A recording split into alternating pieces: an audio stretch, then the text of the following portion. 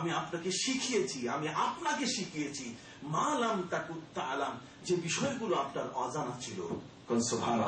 তাহলে এখানে আমার নবীর ডাইরেক্ট ওস্তাদ হলেন কে? আল্লাহ। যদি বলেন ডাইরেক্ট ওস্তাদ কে? যেখানে আল্লাহ তাকে নিজেই বলছেন নবী কোনো কিছু বাদ নাই। আমার আল্লাহ বলেন যালিকা মিন আনবাইল গায়বি নূহিহি ইলাইক, হে নবী এগুলো সব অতীতের কথা, কেউ জানে না, সব আমি আপনাকে জানাই দিছি।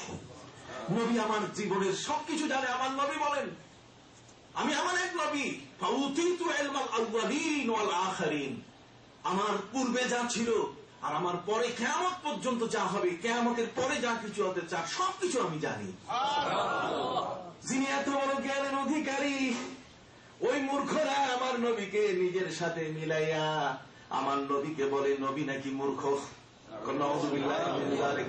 এটা বিরাট একটা আকীদার ব্যাপার, বিরাট একটা বিশ্বাসের ব্যাপার। নবীকে আমি মূর্খ, উম্মি শব্দের অর্থ মূর্খ কি না, আজ আপনাকে জানতে হবে।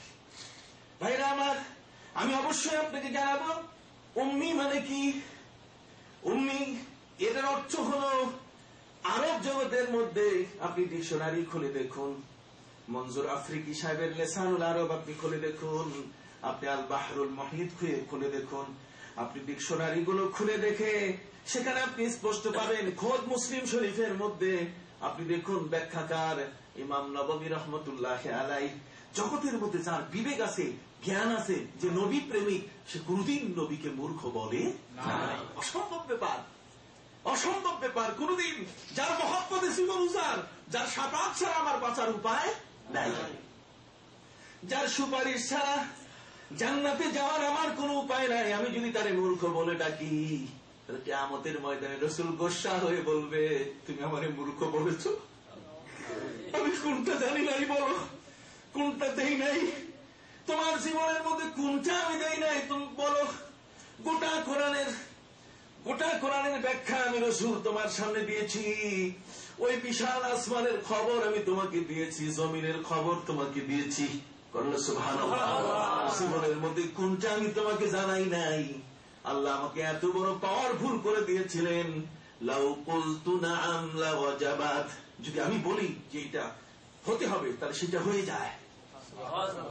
আকরা ইবনে হাবিস, নাসাই শরীফ আপনি খুলে দেখুন, আবু আব্দুর রহমান আন-নাসাই রাহমাতুল্লাহি আলাইহি, তিনি তার নাসাই শরীফের মধ্যে উল্লেখ করেছেন, হাদিস নিয়ে এসেছেন মানাসিকের উপরে, হজের হাদিসের উপরে তিনি নিয়ে এসেছেন।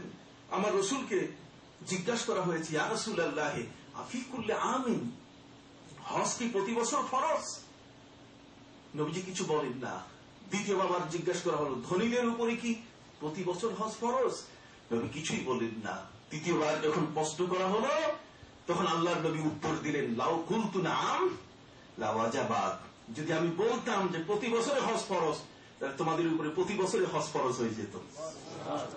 যার উপরে আল্লাহ পাওয়ার দিয়েছেন, অথরাইজ যাকে আল্লাহ করেছেন, যিনি হলেন পাওয়ার অফ অ্যাটর্নির মালিক, আল্লাহর পক্ষ থেকে তিনি এত বড় খলিফা, এত বড় নবী, এত বড় উলুল আযম পয়গম্বর, তিনি আমার রাসূল বলেন লাউ কুলতু নাআম লাওয়াজাবাত, যদি আমি বলি হ্যাঁ তাহলে সেটা হ্যাঁ হবে, জগতের কেউ সেটাকে না করবে না, যেহেতু আমার আল্লাহ আমি যা বলি সেটাকেই তিনি রাইট বলেন।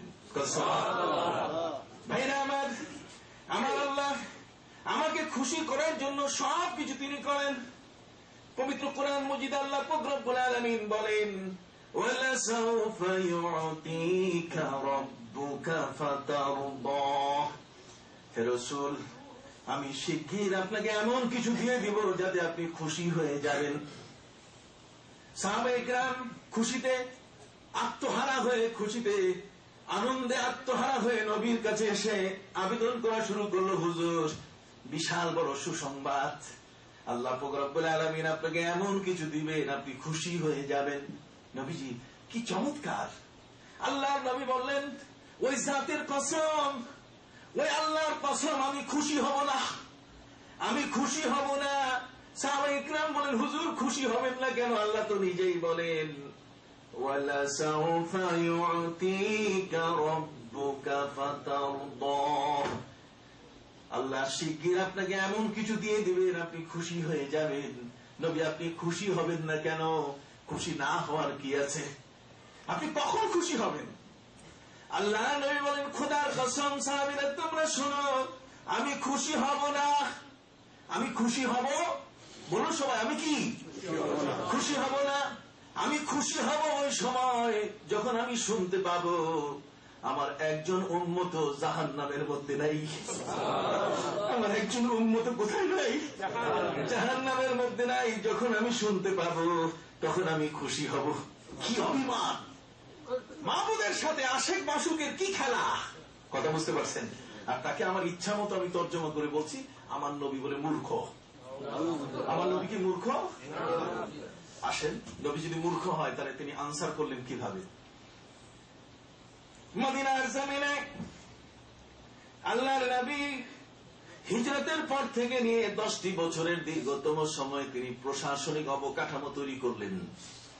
তিনি এমন প্রশাসনিক অবকাঠামো তৈরি করলেন যে এই প্রশাসনিক অবকাঠামোটা এটা মাইল ফ্লগ হয়ে গেল বিশ্বের সবার জন্য, সকলের জন্য। আমার রসুলের প্রতিটি কাজ হচ্ছে শেখনীয়। বলুন, প্রতিটি কাজ কি শেখনীয়? বদরের যুদ্ধে 70 জন বন্দী, জেনেভা কনভেনশনের কথা বলেছিলাম যে বন্দী নীতি কি হবে, চুক্তি নীতি কি হবে, শান্তি নীতি কি হবে, স্বরাষ্ট্র নীতি কি হবে, পররাষ্ট্র নীতি কি হবে, সবকিছুই আমরা চূড়ান্ত শুনেছি যে প্রত্যেক রাষ্ট্রপ্রধানরা সবকিছু চূড়ান্ত করেছে। কিন্তু আজ শুধু এগুলো কাগজে আছে, কোনো কাজে নাই। কাজের ক্ষেত্রে কোনো বাস্তবতা নেই। অথচ আল্লাহর নবী বদরের যুদ্ধে 70 জন বন্দীকে তিনি যখন বন্দী করে ফেললেন 17ই রমজান এমন একটি সময় প্রচন্ড শীত পড়ছে, আমার বদরে যাওয়ার সুযোগ হয়েছে। এই 17ই রমজানে 70 জন বন্দী আল্লাহর নবীর হাতে, সাহাবায়ে কিরাম তাদেরকে বন্দী করে ফেলেছেন। এমন একটা কঠিন মুহূর্ত, এমন একজন নবী, যেই নবীর হাতে 70 জন বন্দী, কাফেররা আসতে চায় নাই। বদরের যুদ্ধের মধ্যে মক্কা থেকে সৈন্যরা আসতে চায় নাই।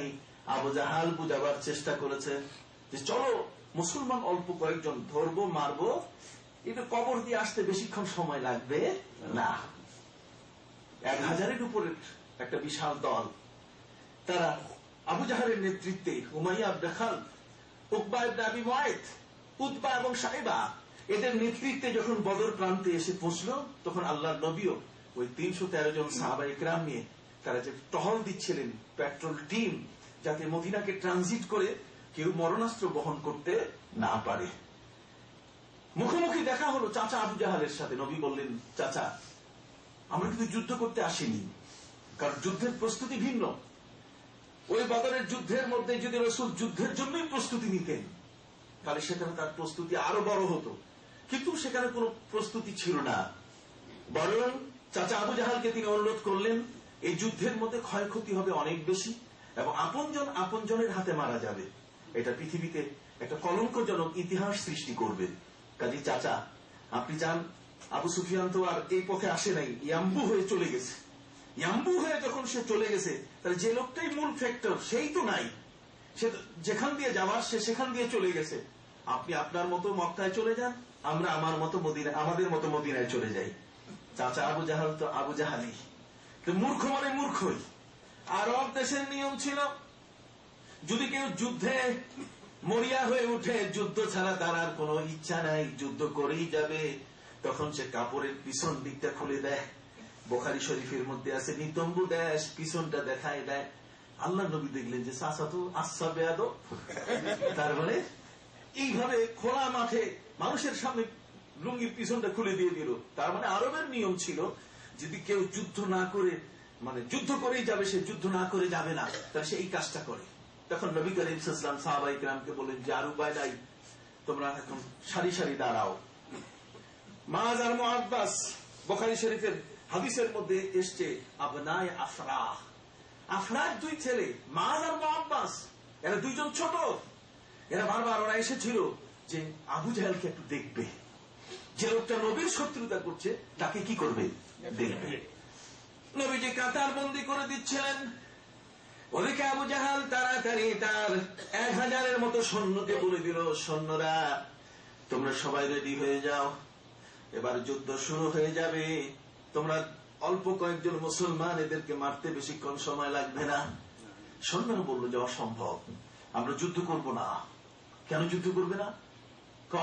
আপনি বলেছেন আমাদেরকে। আবু জাহালকে তারা বলছে সৈন্যরা যে আনার সময় আমাদেরকে বলা হয়েছিল অল্প কয়েকজন মুসলমান, কিন্তু এখন আমরা দেখতেছি ওই পারে যে মুসলমান এত বেশি যে তারা সংখ্যায় কোনো অংশে কম না। অতএব মুসলমানের সংখ্যা অনেক বেশি। আবু জাহাল বলছে মিথ্যা কথা, এত বেশি হওয়ার কথা নয়, তোমরা একটু ভালো চোখে দেখো। লোকেরা বলা শুরু করলো, সৈন্যরা আপনি কি বলেন, আমরা কি তার ব্যাটারি হয়ে গেছে নাকি? তার মানে আমরা কি অল্পকে বেশি দেখা শুরু করেছি? আবু জাহাল বলছে তোমরা যে কথা বলছো কোনো মতেই মিল হয় না, মুসলমান অল্প কয়েকজন মাত্র,